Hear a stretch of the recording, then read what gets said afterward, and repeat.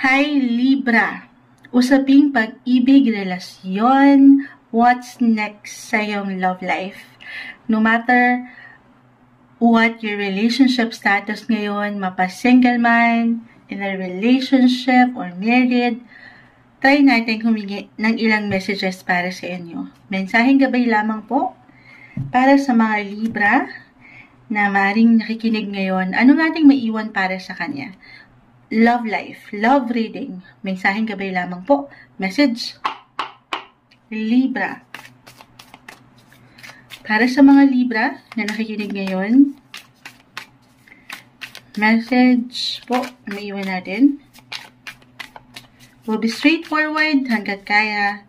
Minsan napapahaba lang po sa dami ng naisiparating rin ng baraha. This is a general message, ayan.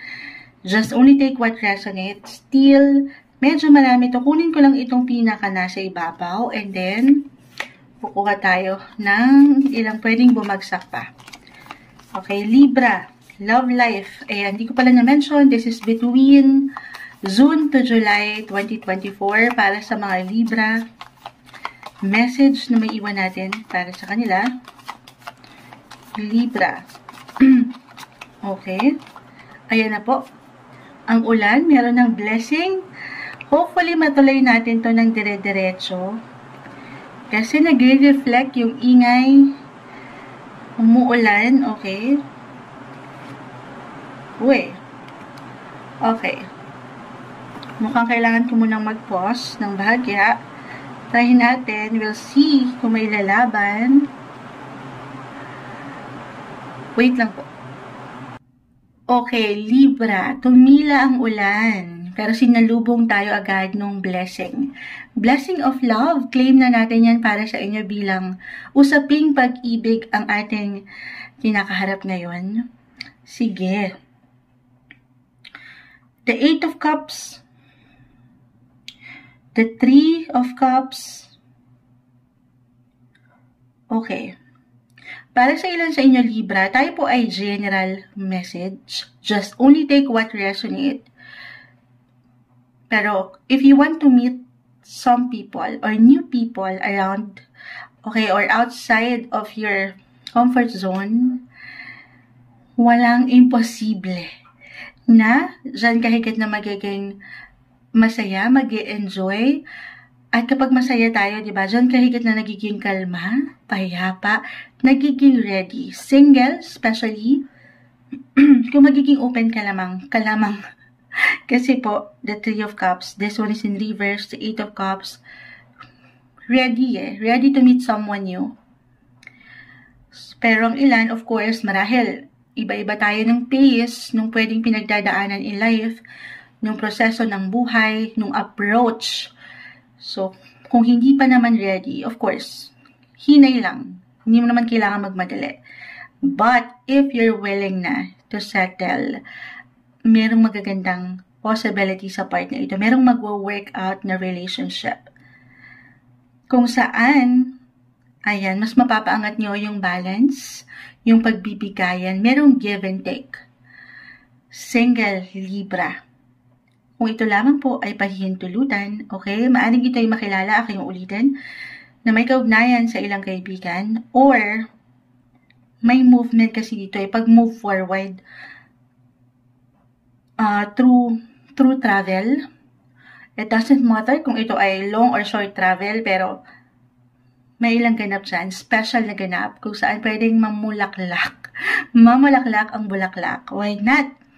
Pero for couples, in relationship, married, speaking of travel, maring meron talaga kayong pupuntahan na bakasyon ba ito? Kung saan dito mapagbibigyan kayo between June, July 2024 na makabuo ng mga bagong memories together na pwede niyong pagsaluhan pa.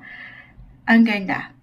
May paglalim pa. Gusto niyo kasi maaring kusa rin naman itong umangat sa inyo. Gusto niyo mag-work ang relasyong ito sa mas masasaya at mas mag-i-enjoy kayo. Kumbaga, you will celebrate your relationship na ang ganda.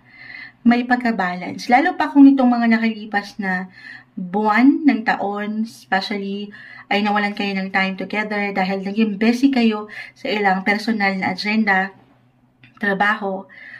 or maybe isang indikasyon to, kung ngayon pa rin ay nagiging bestie kayo, maybe this is a sign for some of you to spend quality time kasama ang iyong partner. Malaking bagay yon para mas mag-work out dito sa mas nakikita niyong kayo yung magagandang possibility ng inyong pagsasama. Okay? Kailangan maging open ka lang. Single, okay, maaari kasi nagbabalance dito, to be honest, between work and your life. Work and life balance, relationship, na hindi nyo mabigyan ng pagkakataon para sa ilan ng sarili to meet someone new or to get to know someone. So, be open sa ilang possibility, lalo pa pagdating sa travel. Maaaring meron kayong makilala. Why not? Somewhere down the road. Charis. Hindi. Pero, I feel kung ano yung mabubuo nyong memories during this time between around June to July 2024, it will be memorable. Or, it could be something na iti-treasure nyo forever. Ang ganda. So, enjoy lang. Maybe yun yung pinaka-message. Kasi nakakuha tayo ng ilang reversal cards na merong ilang imbalances pagdating sa commitment. Pero may pag-angat pa rin po nung attraction, yung spark, and yung love. Ayan. Iwasan lang. Eto, i-add ko to. Meron kasi ditong maring nagiging parang na-overpowered niya yung relationship, or masyado siyang nagiging possessive, or napupunta sa pagiging competition. Ito hindi kailangan laliman. Depende na sa inyong tinatakbo ng relasyon. The Emperor kasi narito. The Six of Pentacles reverse. At times, sabi ko nga, wala namang perfect relationship. Maaring yung isa ay sobrang, halimbawa lamang, okay? Yung isa masyado, mataas yung pagdating sa trabaho, mataas ang posisyon, or mas malaki ang sweldo. Yung isa, lalo pa kung lalaki, ay parang, alam mo yun, yung pakiramdam niya ay nagiging low. Okay? Or somehow, nahihiya siya. In a way, kasi iba-iba kayong personality, guys. Kahit pare-pareho kayo ng sign. Nagiging iba yung paraan niya, at dito, umaangat yung pagiging possessiveness, or nagiging mas seloso, o yung tension, nagkakaroon ng conflict. So, ayun. Ito po ay ma-work out. Sabi ko nga, pag-uusapan at more on understanding sa ilang pagkakaiba. Okay?